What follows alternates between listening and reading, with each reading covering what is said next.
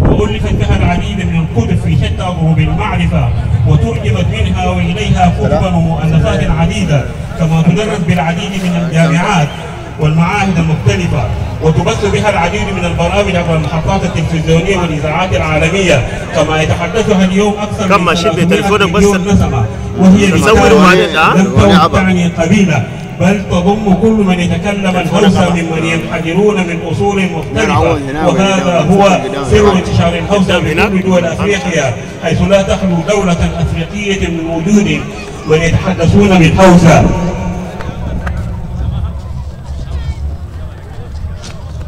بل للهوسة وجود في كل العالم.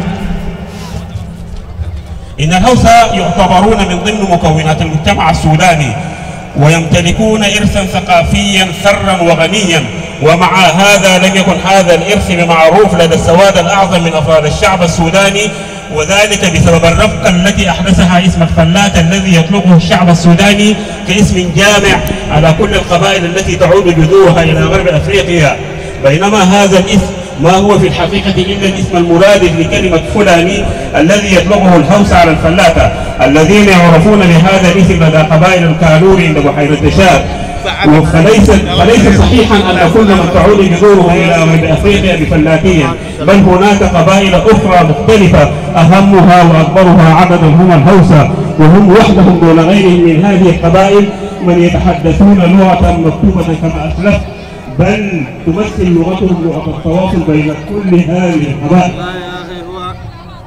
وبسبب هذه الربكة التي أحدثها اسم الفلاتة باع كثير من إسهامات الهوسة الثقافية وحجبت عن الأنظار والأسماع، بل حتى تاريخهم المشرق بالسودان وإسهاماتهم في بنائه منذ المهدية، بل حتى قبل ذلك لا يزال مجهولا لدى الكثيرين. لذلك وحتى يرد الفضل إلى أهله ويتعرف الناس على الهوسة وإسهاماتهم في شتى المجالات، جاءت مجموعة غرقاجية للثقافة والتراث لتتحمل عبء التعريف بهذا التراث وتوثيقه وحفظه للأجيال القادمة.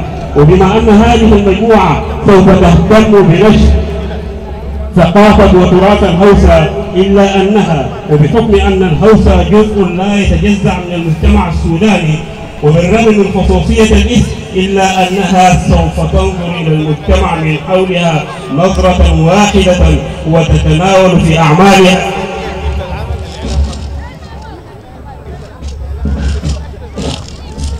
كل قضاياه، وتحقيقا لذلك فإنها تسعى إلى تحقيق جملة أو قسمة من الأهداف السامية والغايات النبيلة يمكن تلخيصها في الآتي: 1. نشر ثقافة وتراث الهوسة والتعريف بهما. 2. المحافظة على ثقافة وتراث الهوسة وذلك بالتوثيق والتسجيل. 3. تشجيع الانفتاح الثقافي والتواصل التراثي بين الهوسة ومكونات المجتمع الأخرى لتقوية أواصر الترابط والتآخي بين هذه المكونات. 4. نشر ثقافة السلام والتعايش السلمي بين مكونات المجتمع. 5. المساهمة في التعبئة العامة للمشاركة في القضايا القومية والوطنية. 6. المساهمة في محاربة التميز العرقي والاستعلاء الثقافي أو الجهوي بين مكونات المجتمع وترسيخ معاني الوحدة الوطنية. 7. المحافظة على النظام العام وصون المجتمع من التمزق والتفسق والانحلال، وذلك بتزكية القيم الروحية الفاضلة ومحاربة العادات الضارة. أما الأساليب والوسائل التي سوف تستخدمها المجموعة لتحقيق هذه الأهداف وإنزالها إلى أرض الواقع، فهي سوف تستخدم كل الوسائل المتيسرة التي لا تتعارض مع القوانين والأعراف السائدة بالمجتمع، ويمكن تلخيص هذه الوسائل في الآتي: 1. إقامة الأسابيع والمهرجانات الثقافية بصورة دورية في مناطق السودان المختلفة. 2. إحياء الحفلات الشعبية في المناسبات المختلفة لعكس ثقافة وتراث الهوسة. 3. تسيير القوافل الثقافية بالتعاون والتنسيق مع بقية قطاعات المجتمع للتعريف بالتراث وثقافة الهوسة. 4. المشاركة في إحياء المهرجانات الثقافية داخليا وخارجيا. 5. إقامة المعارض والندوات والمحاضرات للتعريف بالهوسة وتراثهم وثقافتهم. 6. المشاركة في إحياء المناسبات القومية والتعبوية.